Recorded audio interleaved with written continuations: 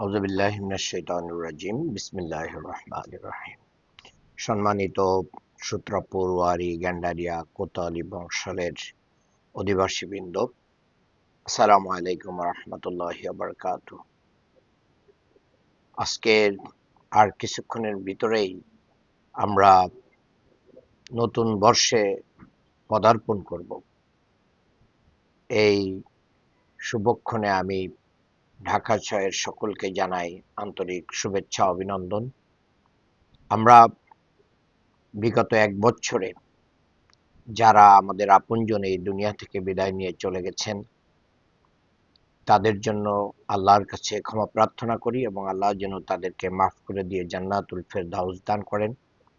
বিশেষ করে স্মরণ করছি শরীফ উসমান বিন হাদি এবং বাংলাদেশে গণতন্ত্র প্রতিষ্ঠায় যিনি আপসহীন ছিলেন, আজকেই আমরা যার জানাজা পড়েছি, যিনি পৃথিবী থেকে গতকাল বিদায় নিয়েছেন, ম্যাডাম খালেদা জিয়া সহ বাংলাদেশের দেশে এবং প্রবাসে যারা জীবন দিয়েছেন সকলকে গভীর শ্রদ্ধার সাথে স্মরণ করছি এবং তাদের আত্মার মাগফিরাত কামনা করছি।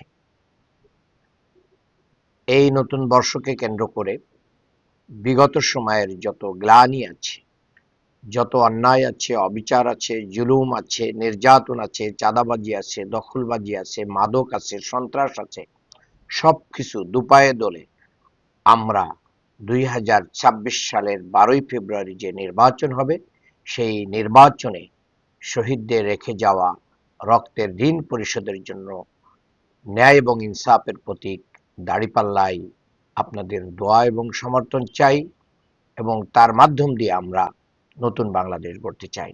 সেই নতুন বাংলাদেশ প্রতিষ্ঠায় আপনাদেরকে সহযাত্রী হিসেবে পেতে চাই এবং আপনাদের আগামীর বছর হোক শান্তির বছর, কল্যাণের বছর।